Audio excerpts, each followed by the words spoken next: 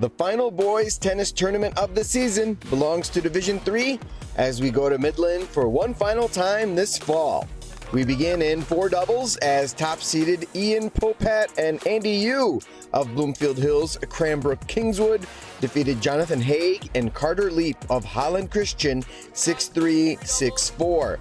In three doubles, it was a matchup of the top two teams as two-seeded Eli Whitmore and Evan Disselcohen of Holland Christian got the win over one-seeded Keithan Lala and Henry DeMuth of Cranbrook 6-3, 6-2 as the pair made the long trip from the west side of the state worth the drive. We worked really hard every practice.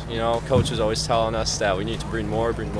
And I think towards the end of the season, we really started bringing a lot more and just like getting to know the guys and like all the van rides and stuff and on the court cheering each other on, encouraging each other. It was a really good season for getting to know the guys and building the relationships. And I'm really glad to be part of this team.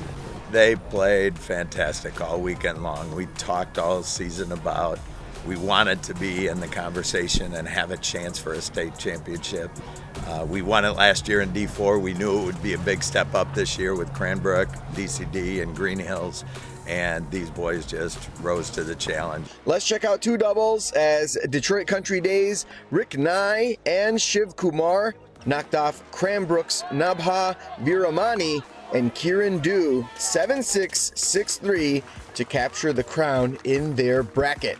And in number one doubles, it's another win for the Yellow Jackets as Charlie Kagani and Preston Bloom held on to beat Ann Arbor Pioneers' Charlie Rich and Ajay Purohit 6-4, 4-6, 6-2. Let's go over to singles, and in the fourth flight, Cranbrook's Josh Day defeated Country Days' Victor Martin in straight sets 6-2, 6-3 to finish as top dog in number four singles.